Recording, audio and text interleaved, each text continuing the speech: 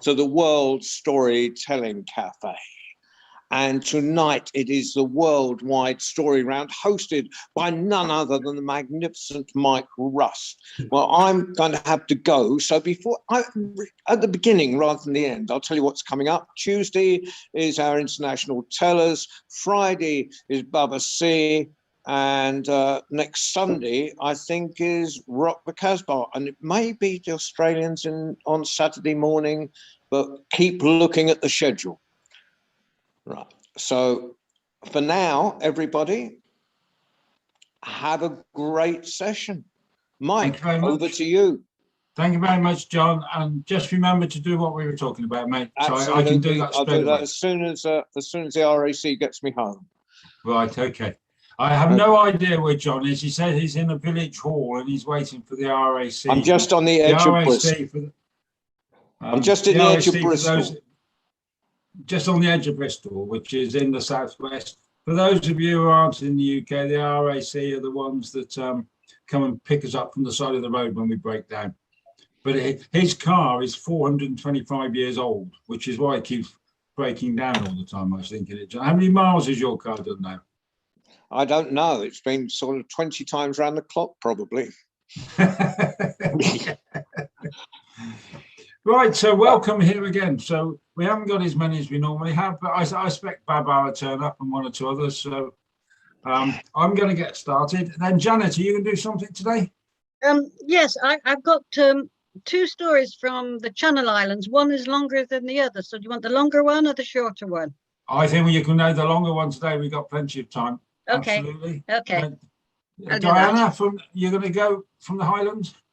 Okay, yeah, I've got a short one, yeah. Right, okay. And then Keith from Lincolnshire. Yeah. And then we go to Mike. Absolutely. Reading, yeah? Yeah, no, I'm almost getting there nowadays, right? So I saw some pictures from the Orkney Storytelling Festival where Elsa was there. I saw a picture of her, and I'm going up to see David Campbell. I just haven't told him yet, but I'm going to go up to Edinburgh and see him. I myself have had COVID, so I had a positive PCR test, and I finished my 10 days isolation yesterday. And so, to be fair, and I know GCHQ are listening, at 10 o'clock last night, I skipped 2 hours of the 10 days isolation. I went down to the pub and had a pint. Now, I'm expecting the police to turn up at any time and arrest me. But I'm going to pop off this evening into my local town, which is Much Wenlock, and there's a pub there. Now, I think they're all from the UK at the moment. But the 11th hour on the 11th day of the 11th month is coming next week. So I've got a little story I'm going to tell, which, to be fair, every time I have to tell this story, I have to phone up a fella called Taffy Thomas, who's an old friend of mine, and ask him the name of the pub and the name of the village, because I can never seem to remember it. And so I phoned him up, and Taffy and I have known each other for 40 years, and we talk a lot about cricket. And so we had a long talk about cricket. Now, some of you I know will be interested in cricket. Ali will have to explain to you all about cricket when I see you in Marrakesh. So he reminded me of this story, and okay. he likes to be reminded. He likes to think that if I mention his name, he's not forgotten completely in his little house in Cumbria, which is where he lives, which is Grasmere and Windermere Hill. He's just moved with his wife, Chrissy. And his children and my children all play together, and their kids and all sorts. So I'll get on and tell this story. So, because when the First World War started out, 1914, the men of a little village at Hartest in Suffolk all gathered into the village. And as they were being lined up and stuff, their wives all came to them as well. And they said to the recruiting sergeant, and it was a Sunday lunchtime, "Can you just wait before you take our men for 2 hours, please?" And the recruiting sergeant said yes. So they all retired to the pub. And in those 2 hours, the men had been recruited before they went to off to the First World War, sat with their families and their wives and their children and their mothers and their sisters and their brothers and all the rest of it. But each of the wives took a half-crown. Now, a half-crown is the old money before we turned into the decimalisation. And a half-crown in those days, it had been about 6pence a pint or something like that. So you're talking about half a dozen pints, maybe something along those. And each wife, they took a half-crown and they nailed it to the beam. And when they left, there were about 20 half-crowns nailed to the beam, and there were 3 sixpences from the families that couldn't afford a half-crown. And this was the money that the wives left on the beams. And so the story was this, that when they came back from the war, they would get a pair of pliers out and they'd take the half-crown down and they'd put it behind the bar, and the pub would send a little boy or a little girl to the house, whichever house it was, to say that Dad had returned, this old soldier had come back. And he was in the pub drinking the half-crown or the 6pence. What a lovely little story. In 1918, on the 11th hour, on the 11th day of the 11th month, there were 14 half-crowns left on the beam, and there were 2 sixpences. And that's their village's war memorial. They didn't build one outside. They just left the coins on the beam. So in that village, on that day and at that time, the pub opens early. Everybody comes in. Some of the families are still there to this day. And a service is taken in the pub for the war memorial. That is just 14 half-crowns and 2 sixpences nailed to a beam. So that's my little story. Baba, I'll have to tell it to you before we finish. I'll tell you the first half of it. It's the First World War one. Okay. Right, so I made a bit of a batting list. So we're going to go to Janet first, then Diana, then Keith, and then Mike. And Lucy, I am assuming that you're just listening again, but you're very welcome to tell a story if you want to. Thank you. I don't have any stories really, so I just like listening. I know, but sorry. I've got a new name for you though, Lucy. Okay. Right? So I'm going to call you Lucy the Story Catcher. Oh, I like that. Yes. Because that's what you do. Because we've never met personally, but what you do is you sit and listen and you catch stories, and then you talk. I'm sure you talk about them to other people. Yeah, so I do sometimes. Yeah, I sometimes relay them to my kids. Yeah, they're adult kids. Yeah. Well, that's right. The stories that's what story you're supposed to do. So I'm going to give you a new name. So you're going to be our Lucy the Story Catcher. Story Catcher, like it. Okay. Like it.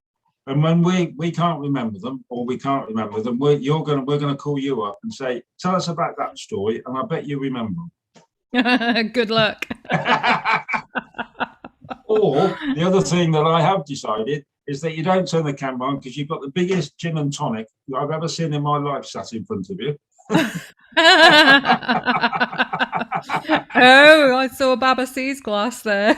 Oh, hang on. No, it's not as exciting as that, I'm afraid. It is empty at the moment, but I'm going to put some beer in it in a minute. Okay. Yeah. Anyway, Guinness. Keith's got Guinness. Guinness.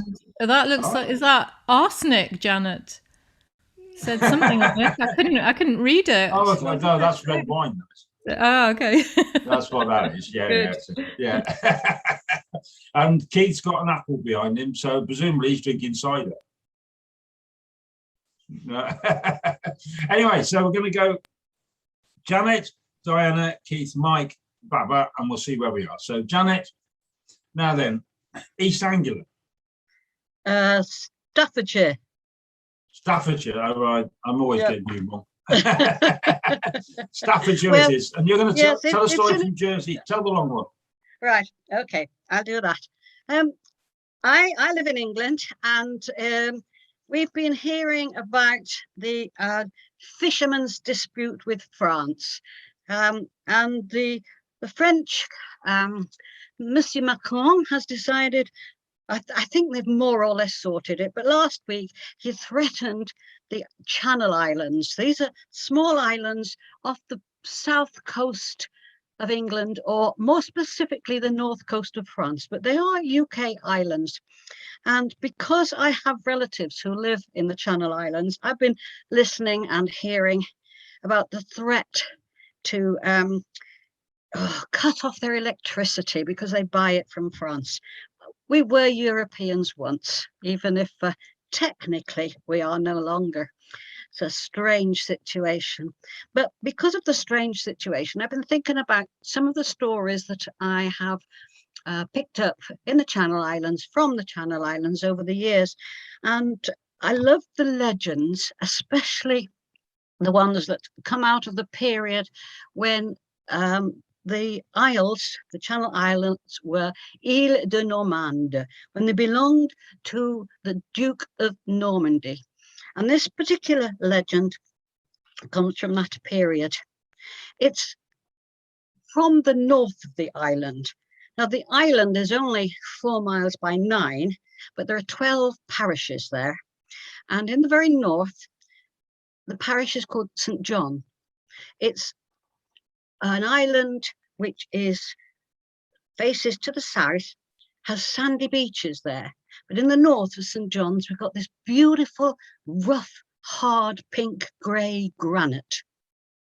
But in the bay, in St. John's Bay, there is one rock, and it's known as Roche de Cheval. It's white. It stands out as different. And Roche de Cheval, in the Gilliers terminology, which is Old French, is Rock of the Horse. And it certainly looks like a horse. And here's why it's there. On the 24th of June each year, Midsummer's Day, St. John's Day, at midnight that is, all the young maidens of the village would go down to the shore. They'd go down to the bay, and there's a stretch of sand, rough sand, where they would stand.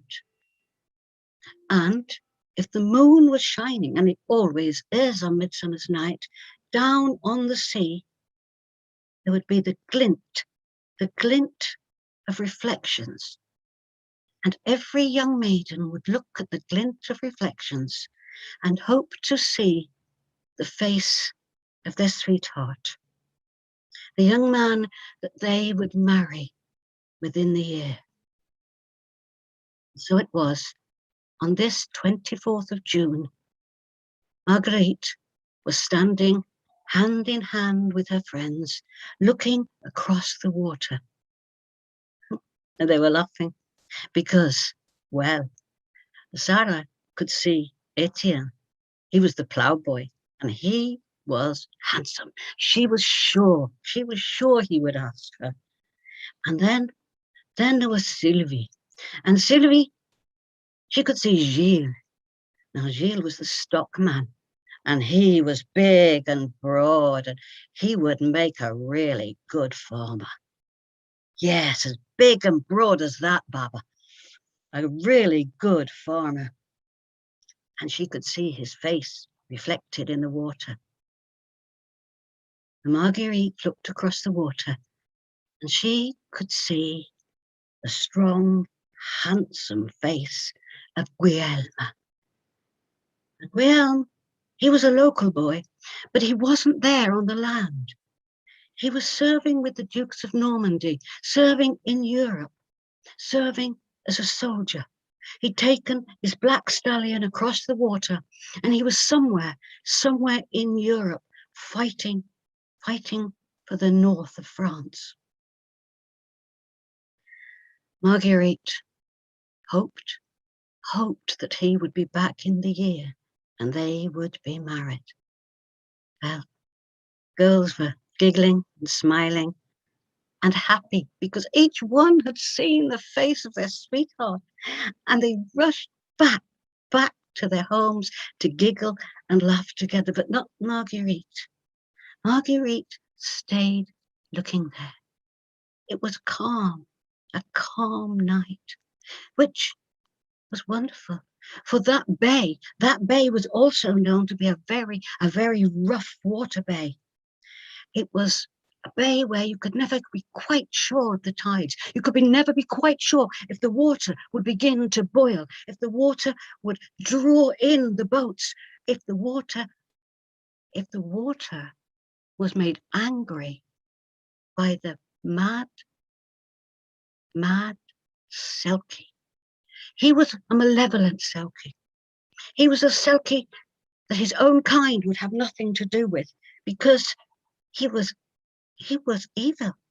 He loved nothing more than to stir up the waters so that the fishermen's bodies would be bashed and crushed and torn apart on the rocks.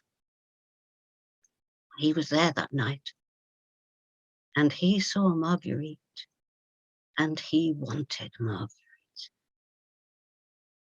As she stood there, water lapping around her ankles, dreaming of Guillaume, she felt something grasp her ankles like seaweed, but stronger than seaweed. It seemed to be drawing her into the water, into the waves. The waves were mild. She couldn't understand the drag, the tide, and it was force around her calves, and then behind her knees, and then her thighs, and she screamed and she struggled, and finally she kicked out, and it was midnight, and at midnight, as you know, if there's an evil Selkie, his power will be reduced at midnight. And so she was able to drag herself out and lay there on the strand, exhausted. Back in her cottage on the cliff, she told no one. But she dare never, not any evening, not even during the day, go back down there to the seaside, not down there to the water. This was a sadness in her heart, for it was along that bay that she would walk with Guillaume. But she would never go back down there.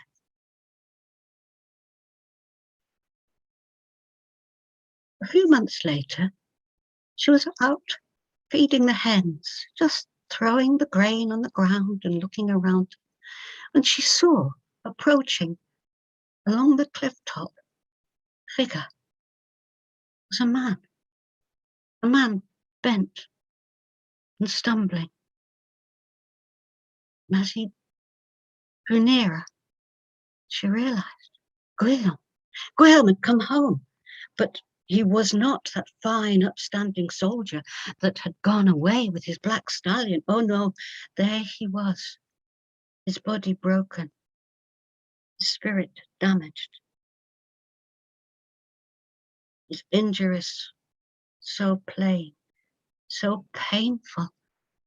Marguerite took him in her arms, and she took him into her cottage and lay him on the little truckle bed. A week went by, months went by. She nursed him until he could speak, and he could tell her. He could tell her of the dreadful things that had happened to him, how his wonderful black stallion was now lying dead in a field in France, with its beautiful large round eyes being pecked out by black crows. And finally, he was able to release his pain. And he began to walk again. And they began to walk along the cliff top. But never would Marguerite agree to walk down to where the sea lapped against the shore. Until one evening, Graham begged her to go down there, begged her to ignite the memory that he had of the times they'd been together.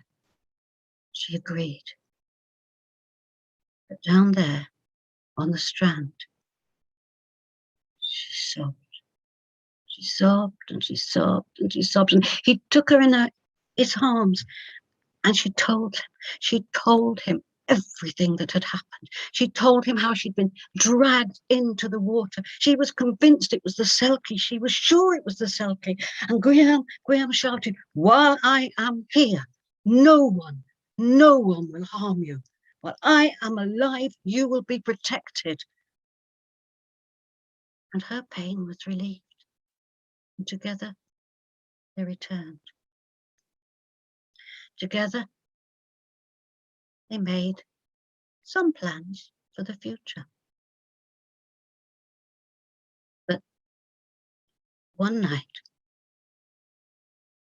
quite late, we were sitting together by the fireside, and Graham said, "Marguerite, I've something to tell you."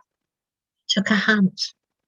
She was convinced. She was sure that it was this evening when he would ask her to be his wife. "I have something to say." He drew back and said, "I must go one more time to France. I have just one more time when I must serve the Duke of Normandy, and then I will come back." And she was heartbroken, absolutely distraught that he was going back to war again, and he may come back injured or worse. And not at all. "But you can't go, you don't have a horse." "That's no worry. I can get a horse in France." Nothing was going to dissuade him. That night, she lay in her little bed, tossing and turning and sobbing. Graham lay in his bed too, sleeping, until he heard, maybe in a dream, he couldn't be sure, but he heard a voice saying, "Graham, go to St. Catherine's Wood. Go and pick a branch, a small twig with white berries, and put it in your hatband. Do that before you leave for France." It's ridiculous, totally ridiculous.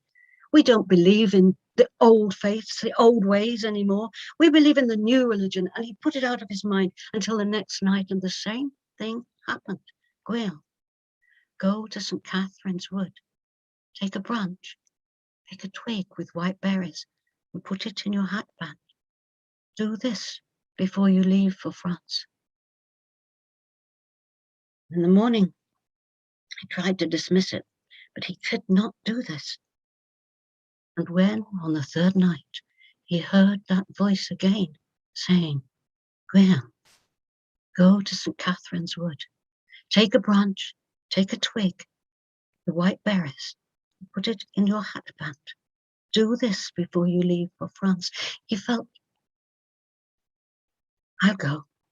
I will go to St. Catherine's Wood, and I will find those white berries." So the next day,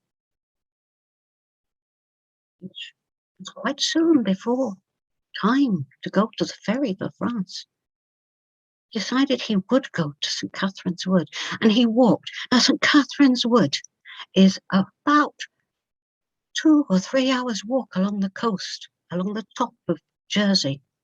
It's a beautiful wood, and when you get in there, we get in there in the middle of the day. It's one of those open woods where the sun dapples through. He looked around. He looked up. There in the tree, he saw them. He saw that cluster against the branch, the white berries. Carefully, he climbed the tree. Carefully, he took the branch. With his left hand, broke off a twig. 2 white berries. And he placed it into his hatband. He walked back.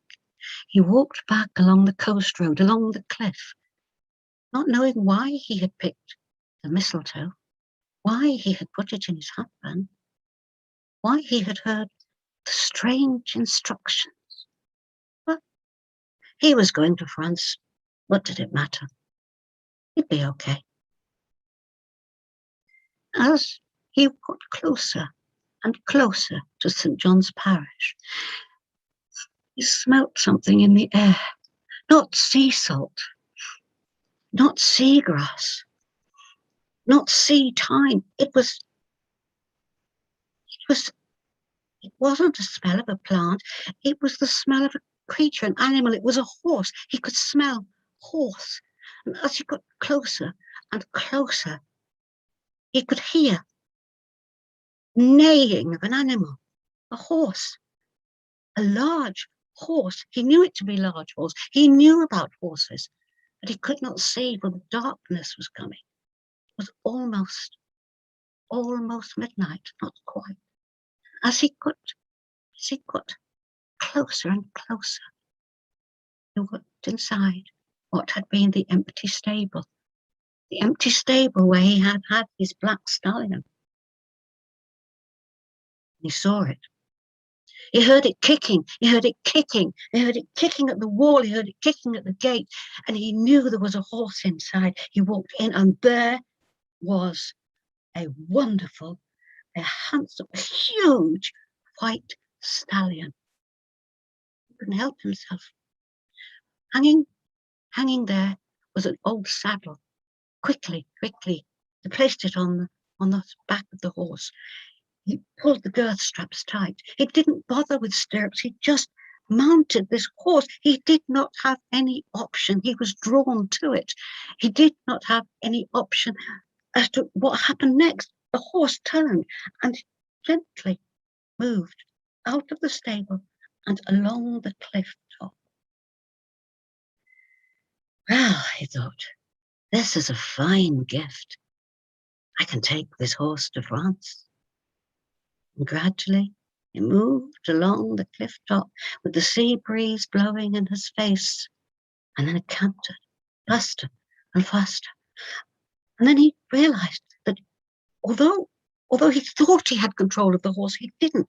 The horse had turned. The horse was now galloping. The horse was now galloping down the cliff path, the loose stones beneath him. He was afraid. He clung so hard to that horse that his knuckles were as white as the horse itself. Down, and the horse just seemed to continue, did not stop at the waves, cantered in, faster. And he was breathless. He was so scared that he didn't even realize how deep he was. And then he did realize. He realized that the water was over his thighs, over his shoulders. So what was he to do? The horse had turned, and he felt the horse plunging, and suddenly, he knew not why, but he reached into that hatband. He took out the mistletoe with the two white berries, and he struck it down between the ears of that magnificent white stallion. And that magnificent white stallion was petrified, was turned to stone. Brian slid from the back of that horse, slid into the water, his clothes soaked, exhausted. He dragged himself up the cliff path, back to the cottage where Marguerite was waiting, wondering why he was so late home. He told her what had happened. And it is said that malevolent Selkie is no longer there in that bay, other than it is now the white Roche de Cheval.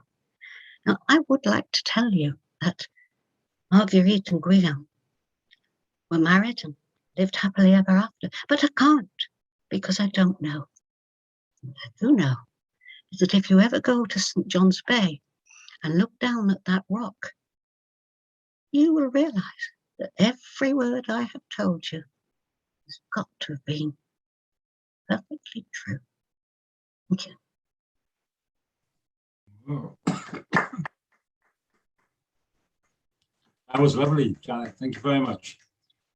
Now, I've been to Jersey lots of times, but one of the things they do is their royal toast is to the Duchess, our Queen, because the Duke of Normandy was the Duke before he was the king over here in 1066. And just because 1,000 years have passed, there's no reason to change it. That sounds like Jersey. Absolutely. So you sit down at a big meal and they do the royal toast, whatever it is. It is to the Duchess, our Queen, now the Queen of England. Yes. I absolutely loved it. I did. I fell over laughing. I really did. There are some very, very strange practices there, which are a kind of medieval continental version of our medieval English versions, and they've somehow or other got woven into each other.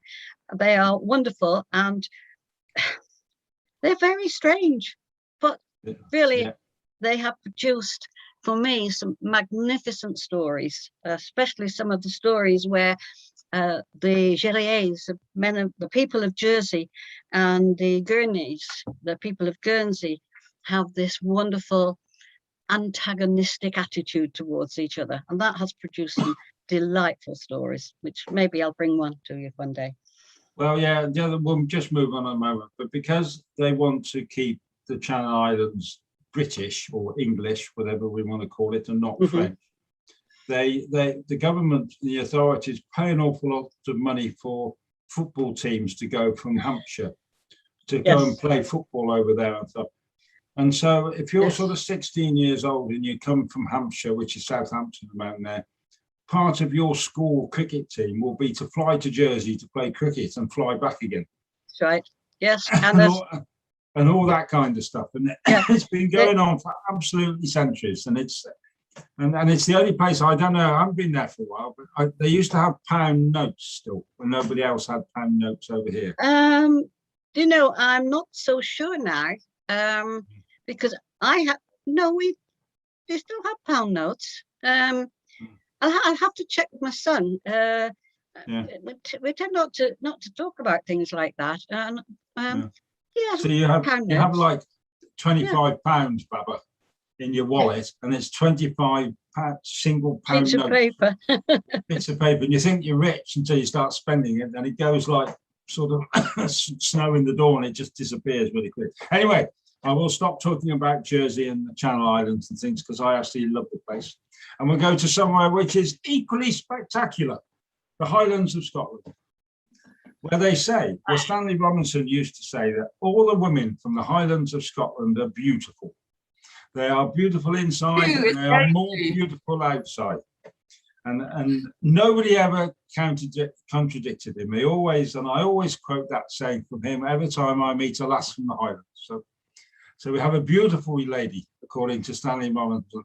Diana, are you going to do one from the Highlands, or are you going to do somewhere? No, it's a short one, and I don't think I've done it here before, but I have done it. So you can just have a think about what you want to feel about it. Anyway,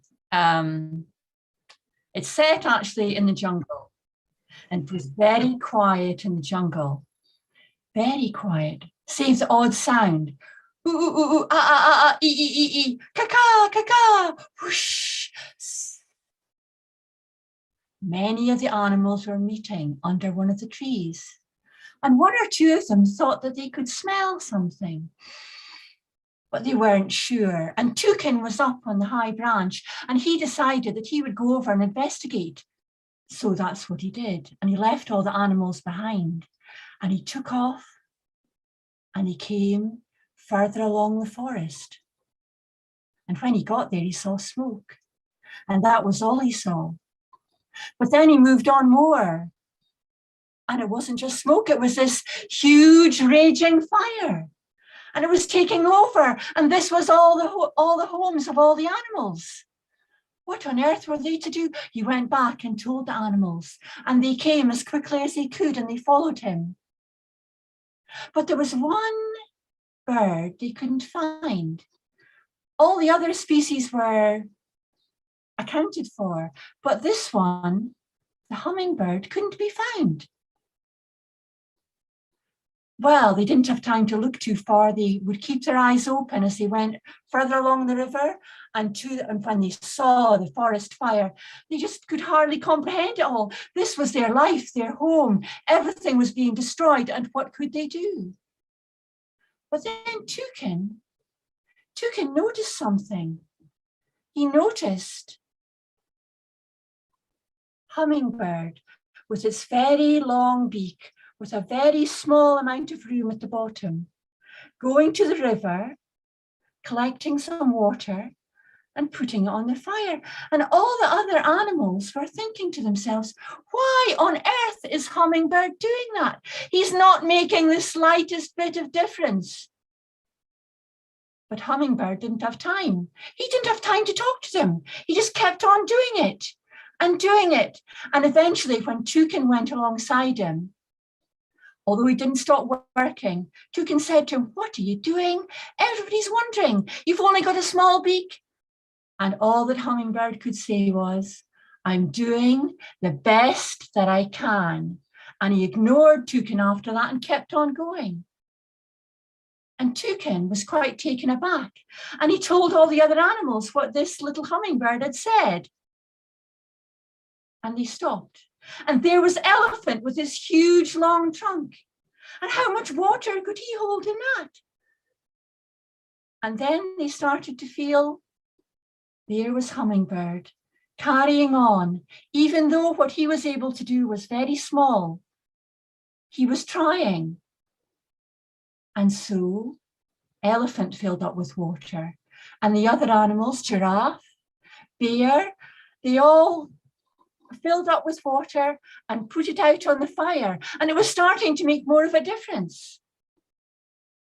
And this kept going till everyone there followed Hummingbird's example. But then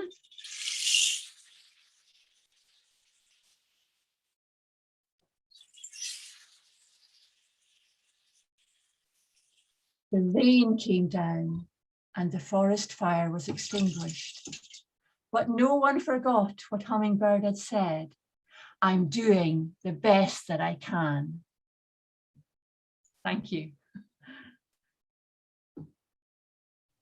That's a lovely story, Diana. But if you go over to the west coast of Ireland, and you go over to a place called Cape Clear, where they have a storytelling festival there, and there's a pub there called The First and the Last, because it's the first pub you meet when you come from America, and it's the last pub that you're going to get into before you leave America, because that's the closest bit of Ireland to America. It just sticks out into America. Might be a couple of thousand miles away, but there aren't any pubs in between. Okay, and just there they tell a story about there was a big tidal wave, they would call it, a tsunami, sometimes they call it nowadays, and it washed up thousands of starfishes all on the beach. And there were thousands of starfishes all lying along on the beach. And there was an old woman picking them up and chucking one into the sea. And she picked another one up and she chucked it into the sea. And there were some bankers from London in a big BMW. And they went over to her and they said, look, the task is just too great. Whatever you do, you're not going to make a difference. And she turned around and she looked up and she looked down and she picked up a starfish and she chucked it into the sea and she said, I made a difference to that one. And I picked up another one and she chucked it into the sea and she said, I made a difference to that one. And she just carried on.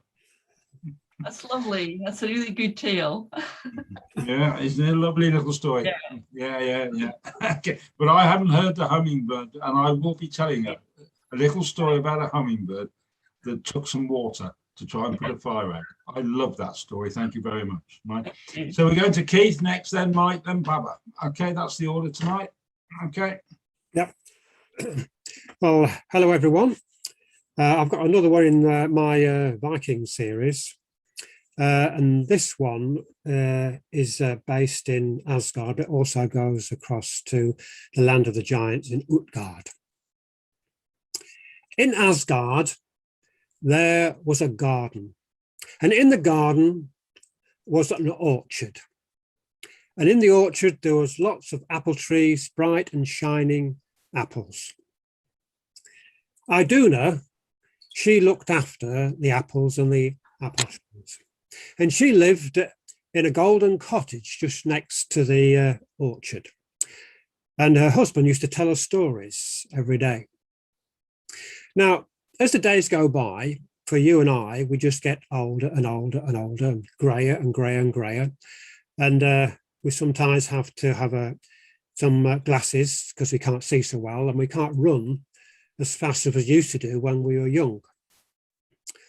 But for the residents of Asgard, they were very fortunate because Iduna would give them an apple every day, and they would remain young and strong and fit. They never grew old. Odin, the king of Asgard, and his friend went on a journey, and they were in Midgard. And there they were, and they were getting towards the end of the day, and it was they were getting hungry, and so they wanted something to eat. Now Loki, the trickster, he found a whole herd of cattle, and in the middle of this herd was a bull, and by magic he captured the bull and he killed it. And he stripped it of its hide and took out some meat. And he put it on a spit. And below the spit, he had some logs. And by magic, he set fire to the logs. And the flames, they just were heating up the meat. Now, Odin, he just went off for an hour just to have a meditation, I think, and he came back very hungry. And they tried to cut off some of the meat from the joint that had been apparently roasting on top of this fire. But it was still raw. And Loki couldn't understand this. He said, well, this is strange. And he tried again, and he built up the fire even more, built the logs up even more, turned the spit, trying to roast the beef. But again, after an hour, it was still as raw as it had been to start with. Odin got fed up with this and he went back to Asgard. But Loki, he continued to try and cook the meat, but to no avail. And then out of the sky, he heard the whir of wings, and an eagle came down and landed on a tree just beside Loki. And the eagle spoke to him and said, I see that you cannot cook that meat. You can't roast that meat. And the reason is because I have cast a spell which prevents you from doing that.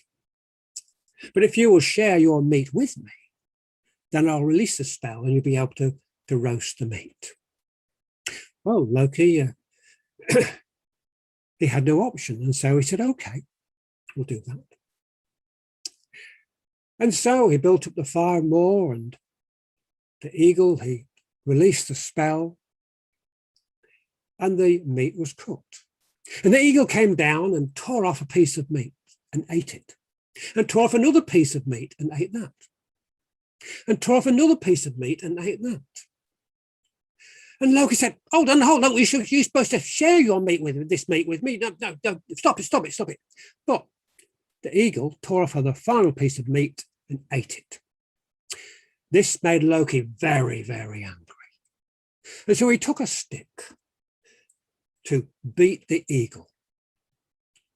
And the end of the stick hit the eagle on its back. And the eagle then flew off. But Loki found he couldn't release his other end of the stick.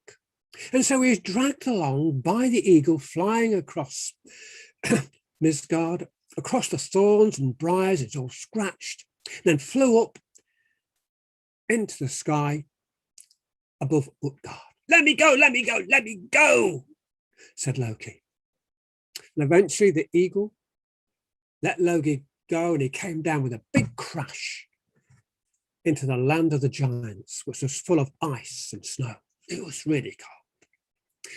Now the eagle was a shapeshifter and came down and was transformed into a giant, Thiassi. And Loki pleaded with, let me go back to Asgard. It's cold here. Stop. I want to go back. But Thiassi said, well, I'll let you go back, but there's a ransom. I want some of Iduna's apples. And Loki said, well, that's no good because Iduna never comes out outside of Asgard. She never goes out the fortress of Asgard. She never. No. And Thiassi said, I'm sure you'll be able to find a way. And so Loki had to agree. And so Thiassi transformed himself back, shapeshifted himself back into an eagle, and he grabbed hold of Loki by the scruff of the neck, and they flew over Midgard, and he dropped him in Asgard. Now, Odin, as you know, had returned to Asgard, and he was telling all the residents there about how Loki couldn't cook this meat, and they're all laughing. And then Loki turned up and they're all laughing at him because he couldn't roast this beef. But they could see that Loki was very hungry, and they fed him, and he had a good night's sleep. And then the next morning, Iduna was giving out the apples to all the residents of Asgard. But Loki, he hung back. And when she'd given out most of the apples, she turned to Loki and said, well, don't you want an apple this morning? And Loki said, well, yesterday I was outside of Asgard and there was a big orchard there and it was full of wonderful golden apples, more shiny than yours. That cannot be, said Iduna. But it's true. You have to go outside of Asgard to find them. And in the end, Iduna was persuaded, and she took her basket of apples and went outside of Asgard. She took the apples so she could compare her apples with the apples in this orchard that Loki spoke about. But she looked around and she couldn't find an orchard or apple trees anywhere. And then out of the sky, there was a whir of wings. And the eagle came down and grabbed hold of Iduna and took her over Midgard to Utgard and imprisoned her in a cave. The eagle was transformed into the giant, and he said, I want some of your apples, hand me some of your apples, because those apples would only give life if she actually took them out of the basket and actually handed them over, but she wouldn't hand them over. And so he grabbed one of the apples and it just turned rotten in his hand. And he's so frustrated, he went off. And the next day, Thiassi, he came back. He said, give me some of your apples. She refused. And he went off again. And she was really worried about all the residents of Asgard because they must be getting older and older. Freya must be getting old, and she's the most beautiful creature to ever live, but she must be getting all grey and wrinkly. And Thor, he probably wouldn't be able to lift his hammer. What was going to happen? Now, in Asgard, they're all wondering where the apples were and where Iduna was. And so Odin, he sent 2 of his ravens to investigate.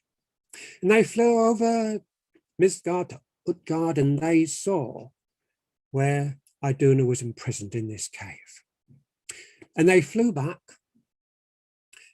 and one landed on Odin's right shoulder and one on his left shoulder. And they told him about where Iduna was imprisoned. And they also told him that they knew why she was there and why she'd been captured by the eagle, that it was Loki who had tricked her to go outside of the city. And so Odin, he called Loki with all the others, and they said, Loki, you're the one that tricked Iduna, you're the one responsible while we are getting old and grey. You're the one responsible. And Loki had to admit it was true. You will go and rescue her, said Odin.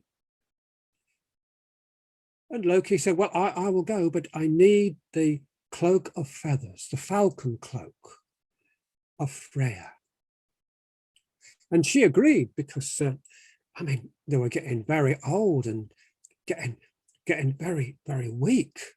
And with Thor not being able to lift his hammer, because with his hammer he used to be able to defend Asgard from all the enemies. And so she agreed.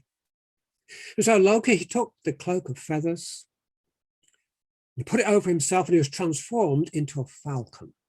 And he flew over Midgard to Utgard, and eventually he found the cave where Iduna was imprisoned. And he landed there, and he was transformed to his own form. And Iduna said, Loki, what are you doing here? I've come to rescue you, said Loki. How can you do that? She said, we're trapped here in this cave. Watch this, said Loki. And with his magic, he transformed Iduna into a sparrow. And she said, what can I do with this? My wings and everything. Well, just try it, said Loki. And she fluttered and fluttered, and I can fly, she said. Loki transformed himself back into a falcon, and together they set off from the cave over Midgard towards Asgard. Now, sorry about that. Now,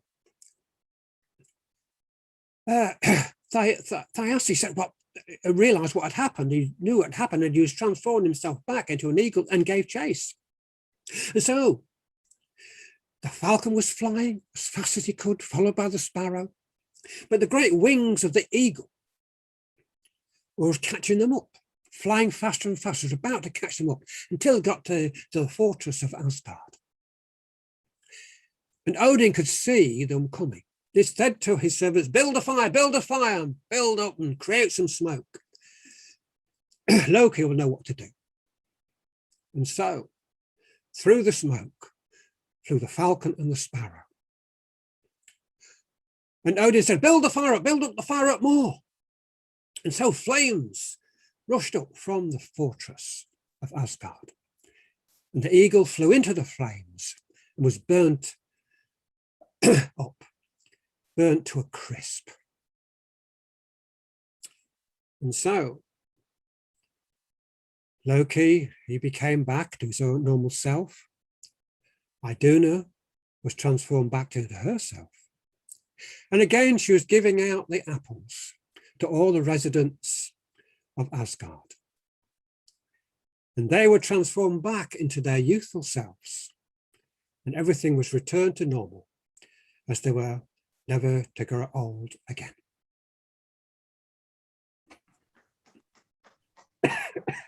Thank you very much, Keith. And I've got a bit of a cough like that. I hope your cough isn't the same reason as my cough.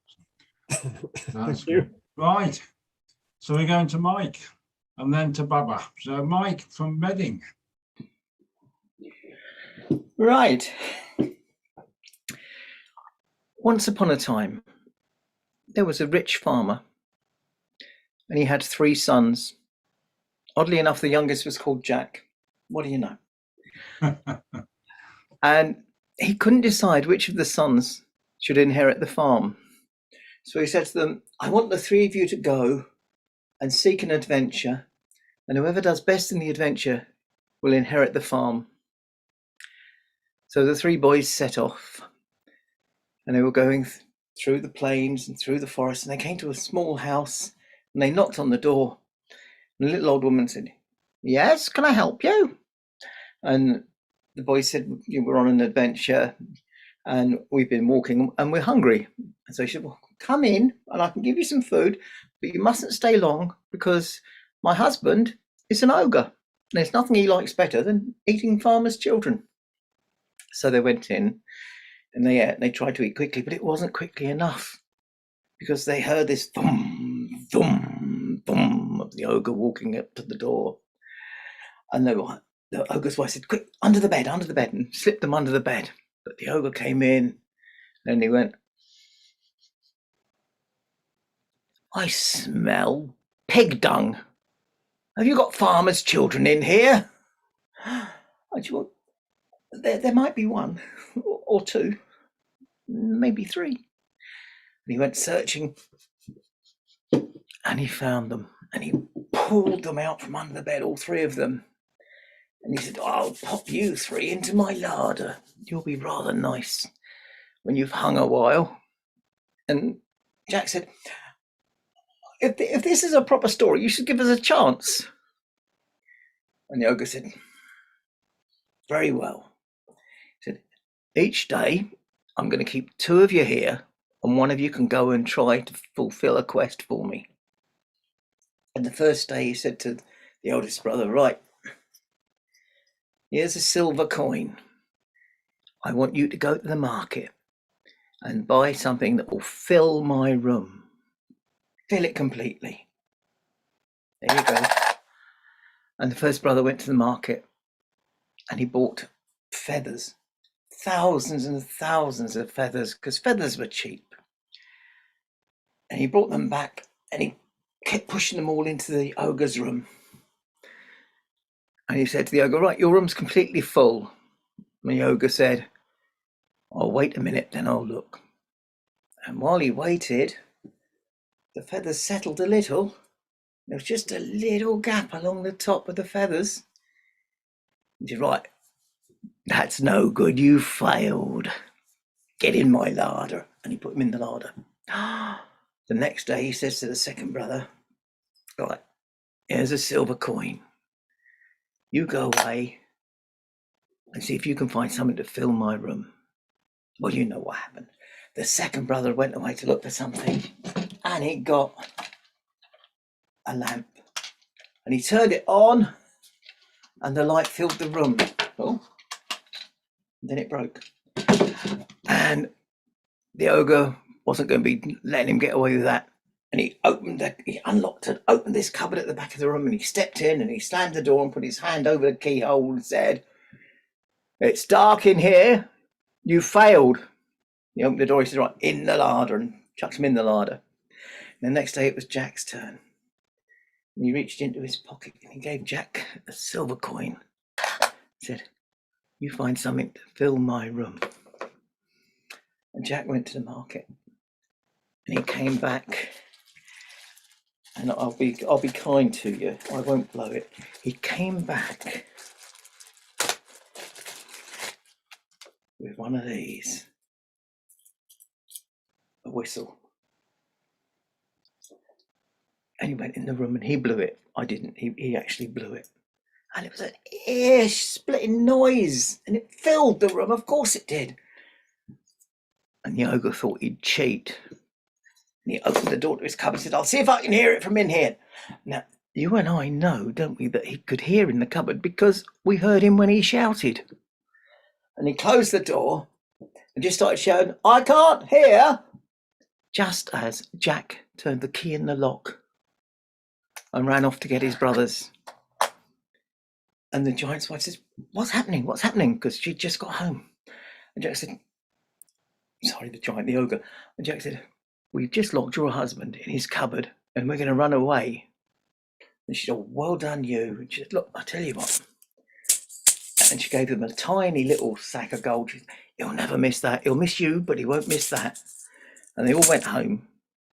And the two brothers said, Dad, Jack's the man to run the farm. He's got more sense than both of us put together. And that's the end.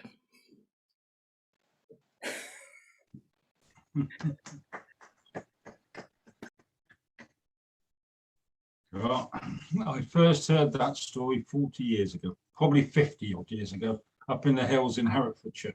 And it was a story about how they passed the farm. This one family passed the farm. Instead of two sons, they gave it to the girl. And they still farm to this day. It's Evans, Evans, Evans and daughter. And they farm thousands of acres. And Mike, I forgot to show you. Yeah. £5. That's half a crown. I've forgotten how big they were until I went and tracked it in my pirate hoard. Yeah. I've got a few. I've got some crowns, and the Yeah, I've got a crowns, few of them. a Winston Churchill crown. For when the old boy died, my grandfather gave me one in 1965. Yeah. I've still got that one, and now I have £5 coins for my grandchildren. So what goes round comes round, doesn't it? Yeah. Absolutely.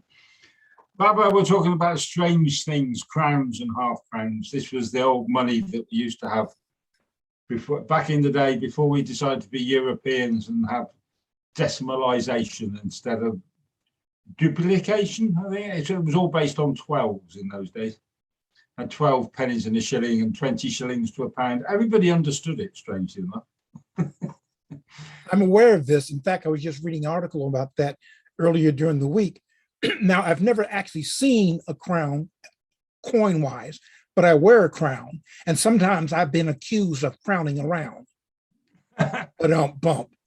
Yeah. That was for Mike. Mike actually. Right, Baba. I hope it's the other Mike you mean, Babby. You're not blaming me for it. Yes, I am. Right, Baba. You know, All if the they way ever from- do, So if I they know ever you're the do- States. Which state are you in again? oh, I'm not in a state. I'm in Washington, D.C. And Washington, D.C. is the capital of the United States, but it's not a state. It's kind of like a city-state, but it's not. It's a city that's quasi-independent from government interference. Notice I said quasi, because the U.S. Congress treats us like we're an extension of the government. So when they close down the country, they try to close us down too, even though it's our money.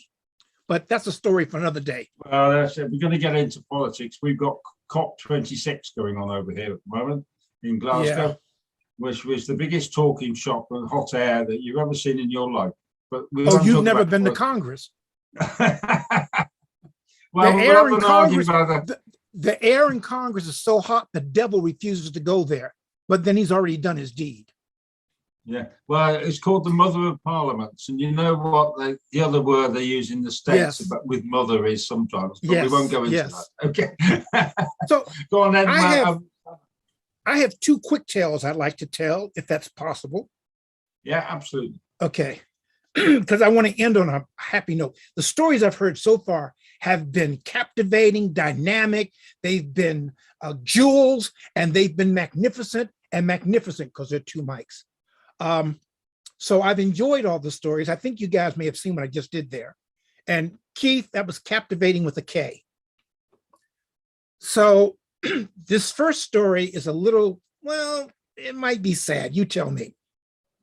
You see, there was a man, isn't there always in these stories? There was a man who was very, very ill. He was very, very sick. And the doctors did everything they could for him, but they said, you know, this man needs to eat like he's never eaten before, and he needs to eat soon, or despite all that we've done, he shall surely perish. So the man was without home, had no clothes. I mean, he was destitute. So a church heard about this, and the priest of the church called his congregation together, and they found him a place to live.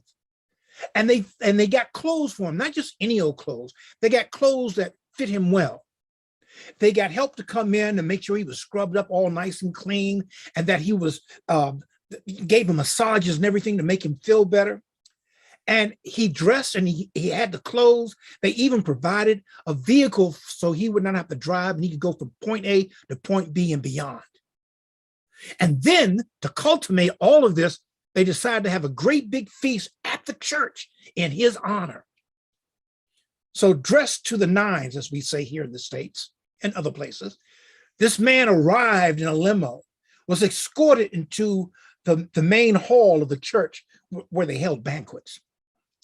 And he sat down at the head of the table.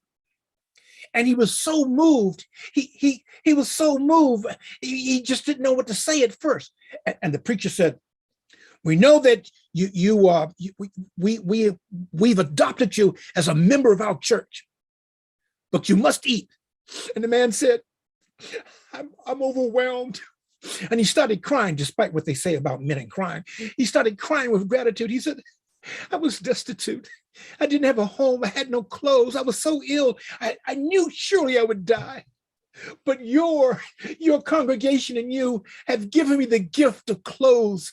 You gave me the gift of a home. You gave me a car to take me from point A to point B. I'm just so thankful. And the minister said, yes, we did this because this is what churches do. This is what communities do. But you must eat. The doctors say if you don't eat in the next 30 minutes, that you will perish. Oh, I'm going to eat. I'm looking at this banquet.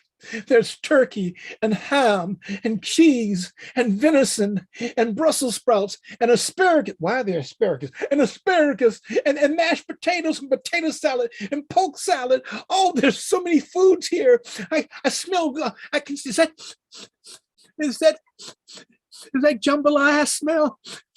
And I smell seafood stew. Oh, it smells so good. It's overwhelming. I don't know where to start. And the minister said, yes. This is very good. We're glad you're happy, but you got 15 minutes. You must eat within the next 15 minutes or surely you will perish. I don't know where to start. I mean, look at this. There's sweet tea and lemonade and wine and all this is just so much. I don't know. The silverware is real silver. The plate, I've never seen such fine china. And even the chopsticks are tempting me to use them. I don't know what to say except for thank you, thank you, thank you, thank you. And the minister said, yes, I don't want to rush you. We appreciate your thanks. But if you don't eat in the next 5 minutes, surely you will perish. I'm going to eat. I'm going to eat like I've never eaten before. I just want to thank each and every one of you. I want to thank you, minister. I want to thank the deacons. I want to thank the ladies auxiliary. I want to thank the cooks. I want to thank the chefs. May this food strengthen us. May this food be blessed. May the hands of those that prepared it be blessed. May the bowls and plates and turns therein be blessed. May the flavor be blessed. May they... He slumped down on the table, face smack dab in the middle of the china, for his time was up. Literally, his time was up. Now you're probably wondering, Baba C, why would you tell this tale? You see, talking about stuff can be inconsequential. There's an old saying that words are cheap. Talking about things will not get you into heaven. Talking about things might get you in a door, but it's your deeds that count. It's taking action that makes a difference. Don't be inactive, lest you suffer his fate. Asante. Now, my second tale has several endings, of which I'll share two, and you tell me which one you prefer. This is about the turtle that could fly.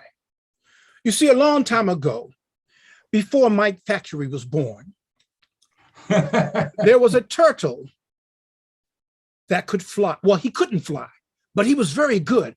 In the pond where he lived, he was the fastest thing in the pond. He was faster than the fishies. He was faster than the tadpoles. He was faster than the frogs. He was fast, or so I'm told.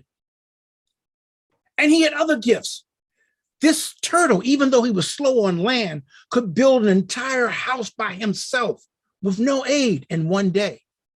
This turtle had a garden that had the juiciest tomatoes, the most awesome avocados, the best tasting bananas.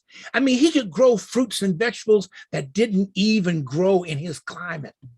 He was magnificent. And oh, could he cook? This man could make water taste like the best soup of soups. This turtle was renowned. Everyone knew that he was good at just about everything he wanted to do and everything he did. But there was one thing he could not do, and it vexed him to no end. Every day, at least once, he would look up at the sky and he would see birds flying, and the turtle could not fly. This bothered him. For was he not the best of everything he did? Did he not have the best garden, the best fruits and vegetables? Could he not build houses that were magnificent by himself? Was he not the fastest swimmer in his pond? And he pondered on this, pun intended, and he pondered on this because he could not fly. So finally, he came up with a scheme. One day, he saw Sister Goose and her sister, Sister Goose, and he called them over. Honka, honka, honka. He said, Sis Goose and Sis Goose, you know, I was just thinking about you, and I thought I would invite you to dinner. Supper for those living in the southern United States. And I thought I would invite you to dinner. But then I have a small favor to ask of you to help me work up my appetite, because I've been cooking and sampling and tasting all day long, and I'm afraid I've already had my fill. But there's something you could do that would excite me and get the stomach juices working again. Sis Goose looked at Sis Goose, and Sis Goose looked at Sis Goose, and they said, honka, honka, what can we do? He said, well, you know, I'm the fastest creature in the pond. I have the best garden in the region. I can build houses like no other. And of course, as you're about to find, I can cook a meal fit for royalty. But I would like to experience something that only you two can help me with. So Sis Goose looked at Sis Goose, and Sis Goose looked at Sis Goose, and they both said, well, what can we do to help you? He said, I want you to teach me how to fly. Honka, honka. Sis Goose looked at Sis Goose, and Sis Goose looked at Sis Goose and said, but turtles can't fly. Well, I've been thinking about that, and I think I know a way you can take me flying. Okay, how? And Turtle produced a long stick, and he said, I want each of you to get on the end, take possession of the ends of the sticks, and I'm going to clamp on with my beak in the middle, and I want you to go flying. And that way I can experience what it feels like to fly. So Sis Goose looked at Sis Goose, and Sis Goose looked at Sis Goose, and they said, honka, okay. And that's what they did. They each grabbed part of the extreme part of the stick, and Turtle grabbed the middle of the stick, and they took off flying. Honka, honka, honka, honka, honka. Well, you know the wings don't make that noise, but I'm having fun with the effects. Honka, honka, honka, honka. And they went flying. They flew this way and that way and that way and this way. They were having a great time up in the air, and they were going higher and higher. Well, word got out about the two geese that were teaching brother Turtle how to fly. And so a newspaper man came up and he started writing about the event. And radio people came out and they started broadcasting live. And then the news feeds came and the radios and the news stations came and they started filming. Ladies and gentlemen, we interrupt this program to bring you a special segment. We have a turtle who can fly. Look at that. Those two geese are teaching the turtle how to fly. Now, it was known in the area that Sis Goose nor her sister Sis Goose were the brightest bulbs in the batch. And Turtle knew this. And they said, oh, yes, look at that. How clever they must be. How intelligent they must be to teach this turtle how to fly. And Turtle could hear this even though he was high in the sky. Oh, yes, we're going to cut into our sister station who's going to show you even close-ups of this turtle that the geese are teaching how to fly. And Turtle could stand no more. The geese weren't teaching him how to fly. He taught the geese how to carry him up to the sky so he could fly. And he could say, he could take it no more. And he opened his mouth to say, they are not, oops, teaching me.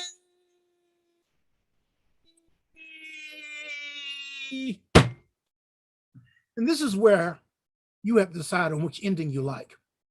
You see, in one ending, the turtle hit the ground and his shell shattered into a million bazillion pieces.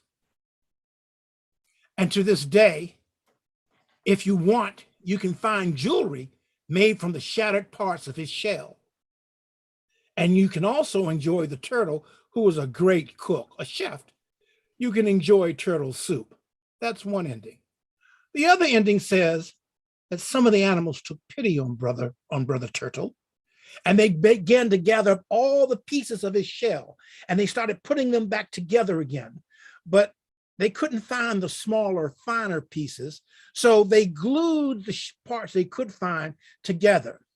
and they put brother turtle back inside the shells, and they glued it and glued it and glued it and glued it, and they used kind of like a mortar to make sure it set, and so it would stay together. And that's what they say is the reason why to this day the children of the turtle and the children's children of the turtle and the children's children's children of the turtle, well, you get the idea, still have a cracked shell to remind them of the folly of their ancestor. Asante. Oops, I stepped on a pen, the pen bent, and that's the way that story went. Thank you very much. Well, it's 7:15, so there is another story that I am reminded of, Baba, from your story, about the crow that was sat on the fence. And he was so poor, he had no energy, and his wings were hanging down, and his head was to one side, and he was just, when you're feeling that sort of. And his brother came down and said, "What's the matter with you?" He said, "Oh," I said, "I just don't feel very well." He said, "Well, I'll tell you what, you need some energy. You see, with that bull over there has just done some stuff. So go and go and eat some of that." And he goes, "What, the stuff from the bull?" He said, "Yeah, the stuff from the bull." He said, "Go and eat some of that, make you feel better." Well, he wasn't strong enough to fly, so he walked across the field. And there was this great big steaming pat that came out from the bull, and he started eating it. And he ate it, and he felt a bit better. And he ate a bit more, and he felt a bit better. And suddenly, he had a great big mouth, and he felt really, really sort of cool, and he felt strong. He said, "I think I'll go for a bit of a fly." And he went and he flew round and round and round, and he was up about a couple of 100 feet, and he was feeling really, really well. And the farmer came out and said, "Bloody hell, there's a crow over my place," picked up a shotgun and shot him. And he landed straight back down on the ground. Because it only goes to tell you the bullshit will get you so far, but it won't get you all the way.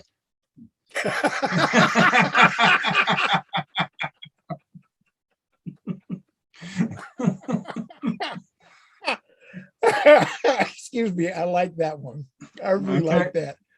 And there's a longer one about the cat and the parrot, which I'll tell you another day about that. But I love those kinds of stories that you're telling. That's absolutely wonderful. So it's 7:20, and I think we've all told the stories. Anybody want to tell another story? The other thing we can do is to give Ali an early night, or we can just hang around for 5 minutes and chat for a bit. Could we have Janet's short story? She gave us the long story. Could I have a short story? Oh, no. What a wonderful idea, Mike. Yes, that's it. So, yeah, but Janet, there's no pressure. If you don't want to do it, you don't have to, but okay. We would love to hear it. Okay. Okay. It's actually, it's not terribly short, but I can make it pretty short. But it's quite useful because it's another story from the Channel Islands, and it rounds off the evening about the Channel Islands. And for those of you who maybe don't know, the Channel Islands, I explained before, they were French, and they're not anymore. But the two main Channel Islands are Jersey and Guernsey. Guernsey's a wee bit smaller, and Jersey, being bigger, they think of themselves as a bit special. But the animosity goes back a long way. Even in the English Civil War, 1642-ish, something like that, Guernsey took the side of the parliamentarians, and Jersey preferred the royalist cause. And they have just spent their whole lives insulting each other. And they do have special insults for each other. And the Guernsey men will say, "Qui épouse gérer ou géresse, jamais vivra à son aise," which basically means, if you want a quiet life, don't have a Jersey husband or wife. And the Jersey men, they call the Guernese, donkeys. And they call them donkeys because they say they've got short legs and they're stubborn. The Guernseys, they say, "No, this is because we're hard workers. And we call you, the Gériés, we call you Carapa." Now, Carapa is Old French. Well, actually, it's modern French too, but it's French for toad. So they call them toads. But the Jersey people seem to enjoy being called the toad. And if you go to St Helier, the capital, you will find at the bottom of Charing Cross, at the bottom of King Street, a tall column. And on the top is a big toad. They're proud of it. We like being called the toads. Buffo, buffo, Monsieur Crapaud. Now, why on earth are they called toads? Well, the story goes back a long, long way, when the Irish missionaries decided to Christianize the islands. St. George arrived, but he didn't get a welcome at all. He was pelted with great boulders, and he was sent off onto the island, from the island, go. And he ended up in Guernsey. And you'd not believe this, but exactly the same thing happened to Patrick. Huge boulders, they were shot at him, and he had to rush down to the shore. And he took a small boat and he rushed across to Guernsey. Both saints, separately, were welcomed with open arms by those in Guernsey. And when the time came for them to leave, separately, they met. And they had said, well, you know, I was going to claim the island as mine, and I was going to give it my name. So said St. George. And St. Patrick said, me too. This is what I was going to do. But it would be unseemly, unsaintly to squabble over this. So they decided upon negotiation. Well, they negotiated with each other, and they agreed that they would give a gift. They would generously present to the people of Guernsey something that would be of use to them. And St. George, he looked down and he said, this trickling little stream here, it's going to have healing powers. And so it has to this day, has St. George as well. And providing whoever owns that land keeps the stream clear, works today. And whoever owns that land and keeps the stream clear will never go hungry. In fact, in somewhere around the 1400s, there was an act passed that nobody should go to that stream unless they needed healing. They would not be polluted, kept clear. Well, St. Patrick, he'd had a little more time to think about things. He bent down, he looked at the stream, and he saw Monsieur le Crapaud, the toad, opened his leather traveling bag, opened it wide, he reached down and he picked up a toad. He put it in his bag, thinking, I have got the perfect gift for the people of Guernsey. And it's also a gift that will remind the people of Jersey how they disrespected me and how I'm going to show them that I am annoyed about that. He gathered from the ground as many toads as he could. You know, the toads with their copper-coloured eyes and their horizontal pupils and their warty skins that give off vile tasting fluid. He packed as many as he could into that bag, and a few snakes as well. Drew it tight, and then he set sail. He travelled away from Guernsey, and he stopped at Jersey. And when he got to Jersey, he opened his bag and he tipped out all those toads. And he said, I bless the Isle of Guernsey. It shall be free of all noxious creatures. But Jersey will have twice as many. So there. Well, seems to have worked. I made a note here, and it would seem that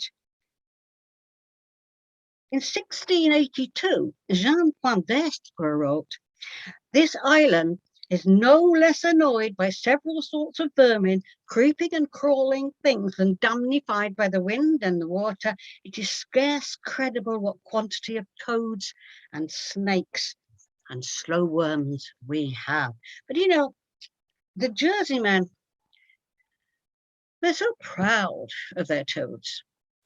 And we find that Philip Fall, he wrote a few years later, "The only blemish and disgrace of the island, as 'tis by some accounted, is the great multitude of toads which swarm in it, and are chiefly seen in summer and moist weather." But he goes on to explain the notion that our people have of them is that they draw out what is impure in the elements and thereby contribute to health, which they pretend, in fact, they claim, makes it contrary to Guernsey, and it is much healthier to live on Jersey than it is in Guernsey. The Jersey man will always consider himself to be superior, but there's a lovely little tale to finish off, and I love this one because the Jerry's, he thinks he's wonderful. Well, he is. I have a son there. He's wonderful. He's been, well, we won't go into that. So, but the Jerry's, they grow lots of vegetables. They're very good, aren't they? Mike will know about the potatoes, and he'll know about the courgettes. Oh, wonderful. And it would seem that these particular gentlemen from Jersey have so much that they took across to Guernsey to sell, and they made a wonderful profit. And while they were there, the profits were spent on Guernsey cider, lots of Guernsey cider. And in their Guernsey cider condition, they decided when they left Guernsey, nobody would miss the island. So what they would do is they put a hawse around it, a big strong rope, and they'd bring it back. They'd bring it back to Jersey, and they'd set it up on St. Juan's Bay. And he did this. Maître Philippe, the captain, he ordered that they leave. Well, of course, they went woof, and the hawser broke. And the seamen, well, I guess these sailors were sobered up, and they decided that, well, maybe they would leave Guernsey where it is. Still, and to this day, the Guernese and the Jerry's just sit there lobbing insults at each other. Thank you. That was lovely. Thank you very much. And I'm gonna finish off with this little story about Jersey. If you've got family who lives there, you'll know that there's a lighthouse called Corbière. And back in the day, in the 1970s, the end of the 70s, there was a horse called the Corbière, and it won the Derby. And to win the Derby is always a good thing. But all the people in Jersey, they'd had a little bit of a bet on it because it was the local horse. Even the people who didn't normally, you know, bet on horse racing. I think I've had about 3 bets in the whole of my life, you know. Anyway, so the whole of the island bet on it, and the whole of the island won. And there's an expression for the month after the Corbière won the Derby. And in Jersey, they say the island was awash with money because everybody had got a bonus, and they'd all put like 30 quid in. I think it came in about like 15 to 1 or something. And they still talk about it to this day. There was a time in Jersey just for a couple of weeks when nobody was broke. Everybody in the island had some money to spend. There were parties in the streets. There were people getting pissed in the pubs. There were ladies walking around with the best jewelry you've ever seen. Everybody went and bought something that they'd always wanted to buy. But it was the parties in the streets that everybody's remembered, because they had a party in the street for like 20 days in a row. And everybody got together, and they still talk about it to this day. They say the time when Jersey was awash with money was the expression they used. So when you're back over there, and just quiet. See if you can hear. It was back in, it's about 1977, 78, something along those, I think it was. Okay. Anyway, just a little story that I picked up when I was there. Okay. Right, so I'll be back. Hey, Mike. Back here. Go on, Would everyone wish me and send me protective thoughts and energy? When I leave here, I have to prepare to go to a protest against homelessness and a few other things. And somehow I got designated as the MC for the protest. So it's not in a very safe part of the city, but yeah. Okay, well, Baba, so take some advice from an old Englishman, okay? Yeah, don't get yourself shot. I'm in the United States. I'm a black man. I will do my best. Because we hear a lot about that stuff in America. Yeah. You know, so just be careful. I'll see you in a fortnight's time, and you have our best wishes. And I hope it's fine. Okay. And so I'm going to call Stay it. blessed, now. everyone. Everybody say clear. I'm going to give Ali. Well, he's got a reasonably early night for one. So thank you very much for helping us out, Ali. And thank you. Welcome, my friend. Yeah, and the weeks are gradually coming together. So we will find a way. It won't be too long before I'm sat in your company, sir, and we can have a cup of tea or something like that. I'm really looking forward to it. Okay, mate. See you, Lucy. Bye, everyone. Bye. Thank you. Thank you for a lovely evening. Bye. Take care, Baba. To be continued until the next time. Thank you. I shall. I'm going to have that adult beverage, though. Take care. Thank you, my friends. Thank you so much. Take care, Thanks, Ali. everyone. Thanks, Ali. Thank you. See you out. Till the next time. Next time, Hajambo.